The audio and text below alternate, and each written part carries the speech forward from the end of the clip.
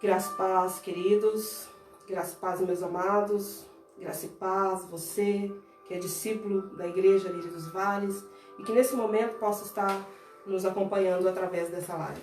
Graça e paz a você também que está em casa, sentado aí e que parou esse momento para estar mexendo no seu celular, estar com seus olhos voltados para o seu computador e de repente você abriu nesta live aqui e tem aqui essa pessoa que vos fala, Pastor Isabel, aqui hoje para conversar um pouquinho sobre os acontecimentos do que está acontecendo hoje, né? Que está acometendo as nações, não é? No capítulo 2 de 1 Timóteo tem um versículo que diz assim. No capítulo 1 Timóteo 2, versículo 3 e 4 diz assim: pois isto é bom e agradável diante de Deus, nosso Salvador, o qual deseja que todos os homens sejam salvos e cheguem ao pleno conhecimento da verdade. Diante do que está aqui escrito na Bíblia, e a hora da gente fazer uma pequena reflexão, diante dos acontecimentos, não é? Vivemos num mundo de pandemia. Como é que nós poderíamos imaginar que ao findar o ano passado, dia 31 de dezembro, não é? Começando agora janeiro de 2020, janeiro, final do ano passado, toda aquela alegria, toda aquela festa, desejos ansiosos que o novo ano se começassem, solicitações de felicidade, e lá se foi mais um ano e se começa um novo ano. Janeiro veio, fevereiro também, toda aquela festividade que trouxe, né, o mundo voltado, seus olhos voltados para o Brasil. Enfim, chegou março. Como é que nós poderíamos imaginar que no mês de março, que no terceiro mês do ano de 2020, nós estaríamos voltados com essa história de pandemia? Não é verdade? Como é que nós poderíamos imaginar, não é, que nós iríamos ver hoje, quarto mês do ano de 2020, nós iríamos ver as nações chorando de luto. E as nações que eu digo são nações de primeiro mundo, nações de terceiro mundo, por um inimigo invisível, esse vírus, não é? Que está ceifando tantas vidas. Como é que nós poderíamos imaginar que nós estaríamos vendo isto hoje? Não é verdade? Esse inimigo que atinge a todos, atingiu a todas as nações, não é verdade? Você vê o Banco Mundial, o FMI também, ele diz que tanto a Itália quanto a Espanha tem uma classificação de país de primeiro mundo.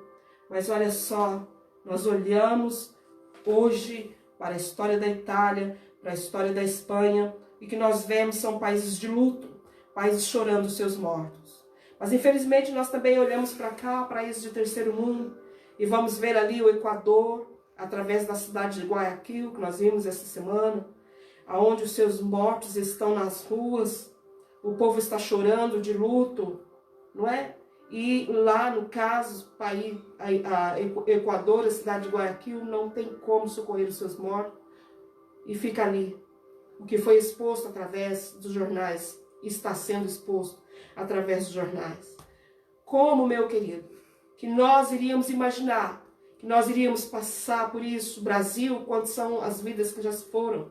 300 e tanto. E o pior de tudo é que quando você ouve, as notícias não são boas, te traz números alarmantes de vidas que serão ceifadas por causa deste vírus. E a gente se pergunta, e você deve estar perguntando para mim, pastora, mas o que diz a Bíblia a esse respeito? Será que tem algum relato desses acontecimentos? Ou será que a Bíblia não menciona? O que é que diz a Bíblia a esse respeito? Quero trazer para você uma notícia que está ali em Lucas.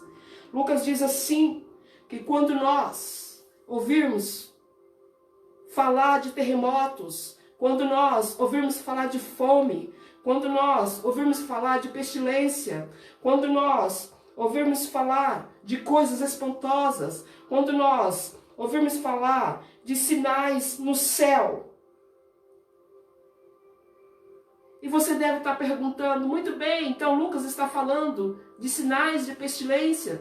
Então seria para esse tempo? Será que Lucas fala para esse tempo, o tempo de hoje? Será que Lucas fala para o ano de 2020? Ou será que você também pode estar perguntando, mas espera aí, eu tenho um pequeno conhecimento da história, e eu estou lembrado que lá no comecinho do século XX, lá por volta do ano lá pelo ano de 1900, de findar da Primeira Guerra Mundial, houve também uma história parecida. 1918 a 1920, houve uma história semelhante a essa. Houve uma gripe espanhola. E é muito semelhante com o que está acontecendo hoje, não é? Porque você vê que em 1918 para 1920 também havia um vírus, e esse vírus era letal, não é? E as pessoas não conheciam muito desse vírus, e as pessoas também ficavam dentro das suas casas. Mas deixa eu lhe contar uma coisa, o ficar dentro de casa não foi suficiente, porque a história conta que houve uma hecatombe, não é? E a história diz que 20 milhões de pessoas foram ceifadas nesse tempo. E eu quero te fazer uma pergunta, ou você deve estar se perguntando para mim. Então, o cumprimento da palavra de Deus no livro de Lucas é para esse tempo? Bem, eu creio na palavra dele, eu acredito na palavra. Para mim, parte do cumprimento da história de Lucas é referente à peça, sim, está acontecendo agora. Mas eu quero dizer para você uma certeza, eu quero dizer para você uma grande verdade. Eu quero dizer para você de alguém que eu te falo com toda certeza, sem medo de errar. Eu quero falar para você de alguém que pode deter todo este problema. Eu quero dizer para você, querido, que existe um Deus e que os seus olhos estão voltados para as nações. Existe um Deus, e esse Deus, o poder dele é maravilhoso, o poder dele é grande, o poder dele está sobre toda a terra, ele detém o poder dele é sobrenatural. Quero dizer para você que todo poder e toda autoridade lhe pertence.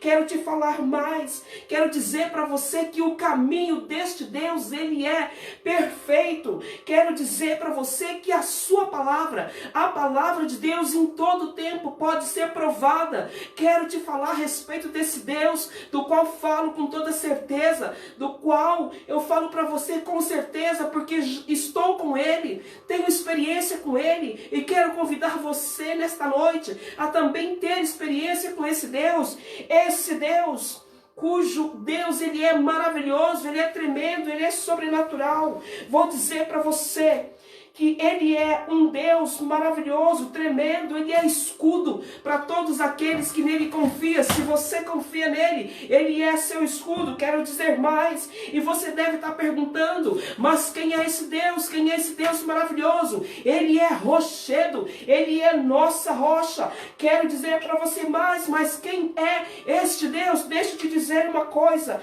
o que é esse Deus para nós? Ele é a nossa força, aleluia, glórias, louvado seja Deus, dele eu te falo, com toda certeza, aleluia, glórias, louvado seja Deus. Talvez você está sentado aí na sua cadeira, me ouviu falar, e você deve estar pensando, não conheço, não tenho experiência com ele, não conheço muito, não é? Não conheço muito, já ouvi falar. Alguns dizem isso, outros tantos dizem lá, religião lá diz cá, irmão diz outra coisa. Na verdade é que eu não o conheço muito. Deixa eu lhe falar uma outra coisa. Em todo o tempo da humanidade, Deus, ele usa homens e mulheres de Deus para chegar até as pessoas. Eu hoje estou dizendo para você que em todo tempo é tempo de fazer uma coisa. De olhar para esse Deus e se arrepender dos nossos pecados.